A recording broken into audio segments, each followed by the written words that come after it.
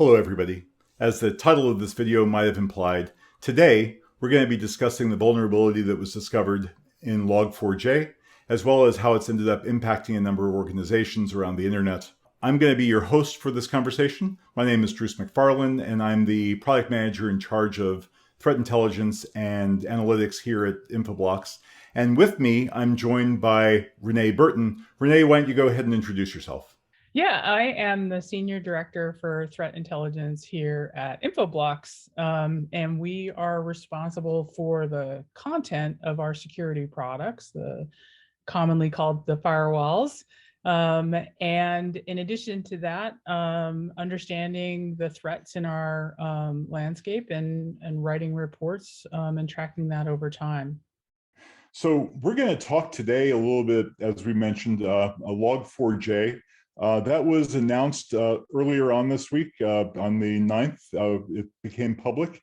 And since then, it's been impacting a number of different companies because log4j, if you're not familiar with it, is a library that's often used inside of Apache for logging. So it's a very commonly used framework for being able to do compliance and that sort of thing. So unfortunately, when that got announced, it starts a land grab of, it's basically a race between the adversaries who are going out there trying to find people who might still be vulnerable and the people who are vulnerable actually going out and pushing out patches. So in the process, we went through and we're looking through and discovered some interesting behaviors. And so first of all, I'd like to ask Renee, like normally with this type of thing, it's an HTTP request that's going to this log server. From a DNS standpoint, how is it that we're actually discovering it? In what way is it becoming visible to us? Yeah, so in this particular case, there are invalid DNS queries that are being triggered somewhere along the attack path. We can't actually verify what's triggering them. All kinds of crazy stuff happens in DNS, and the stuff you see is often quite unexplainable. You will also see successful exploits. They just wouldn't be part of the HTTP format string that is connected with the log4j vulnerability. So in terms of discovery, the aspect that we're using is the invalid DNS, and in terms of confirmation, we're using the resolutions that would normally come through DNS after an exploit has occurred. That's interesting. So, and just as a side note, like this seems to be butting up against the anniversary of the SolarWinds debacle last year. Is there any similarities to what we had with SolarWinds and what's going on with log4j? Well, there's certainly similarities in terms of the angst and crisis in the community. They both are impacting a very large audience. They're quite different in other ways, right? So we don't know how long, log4j exploit was taken advantage of by actors unforeseen. And I think it'll take a while probably for the community to figure that out. Right now, what we know is that the vulnerability was disclosed privately to Apache in late November, and they released a patch for the library on December 9th. The earliest known exploit is on or about December 1st, but there's no mass exploit of it that occurred before the announcement. So that attack vector where we have a ton of actors trying to attack surfaces all over really occurred after the disclosure. And because it was something that a lot of people could take advantage of, there's more actors in the mix. In the case of SolarWinds, we really have a quite different circumstance. That's a supply chain with very high-end software in the middle of it. And in that case, there was a very, very sophisticated actor who was able to stay underneath the covers for a very, very long time before they were discovered.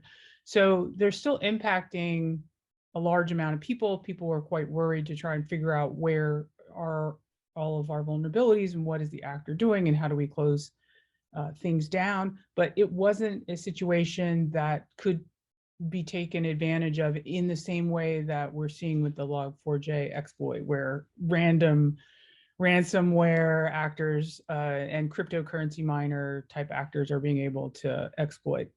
So, I mean, obviously, you've been pretty much heads down since last Friday, analyzing this. So, what other things have we discovered from our standpoint? What threat intelligence have we derived, and what interesting insights do you have from what you've found in your research? So we were quite surprised to see these invalid queries, and they were an interesting way for us to detect the activity.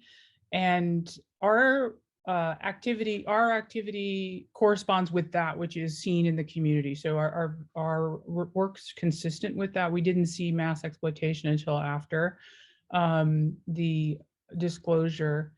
And then we're able to use that information to try and validate potential compromises or further actions of the actor within our network.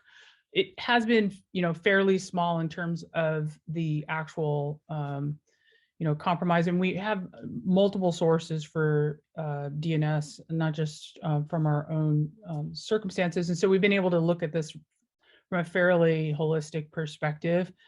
And again, consistent with the rest of the security industry, what we're finding is immediately following the disclosure, there was a accelerating pace of pretty much low-level actors, a ton of vulnerability scanning, and then actors who were using malicious domains to redirect traffic. We've found in particular that domains that were registered in the November, October just timeframe of this year have been repurposed for use in this vulnerability exploit.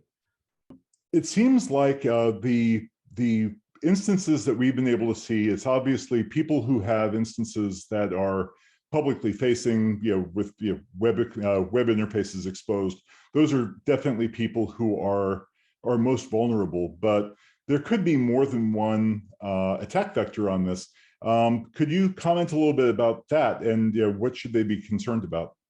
Everyone should be concerned about any environment in which they're using log4j, obviously, for logging, and which a actor could get information that would throw some kind of error that would then go through this process that the exploit uses to do a lookup and then reaches out to the internet. So that doesn't have to be via a web presence, but that, even though that's the focus that most of us in the security industry are looking at right now, that could be via a file. It could be via a USB transport of an executable.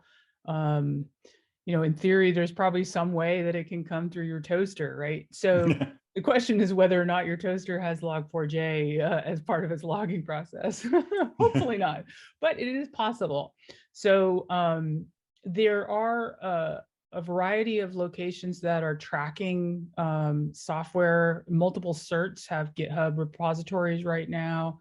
They're not exactly the same, each one, but they are tracking major software and the status of that software, whether it's vulnerable or mitigated, or can be mitigated through some other means. In conclusion here, do you have any recommendations, for people who are out there that are running their networks? What should they be doing now to protect themselves against these types of attackers? The first thing for sure is to follow the recommendations of the CERT, particularly with the CERT within their region. They are able to use the Apache logs in order to find these particular log strings. In the case of DNS, if they have DNS that's leaking out, they can also see this. So that's useful in the case that you don't actually have the Apache logs. Of course, it's easier if you have the logs to look directly in the logs, but it's another way for you to validate the activity. It is important for us to keep track of open source and to be able to check for those indicators within our logs, DNS or other logs, firewall logs that come across. And definitely update. So the original update for log4j was to 215, and they found a little narrow area, a less severe risk, but still a moderate risk that they have since patched. So 216 is the current version of log4j. And unplug their log4j toasters. Yeah. And unplug all of your log4j toasters, exactly. Well, great. This has been very educational, so I'd like to thank you, Renee, for joining us here. If any of you, the viewers, want to know a little bit more, we actually have a series of documents that we publish called Cyber Campaign Briefs. Our most recent one is about what we've discovered about some of the attackers using this particular exploit. So I'm going to include the link to that in the description. And again, thank you very much for joining us, and everybody have a great day. Thank you.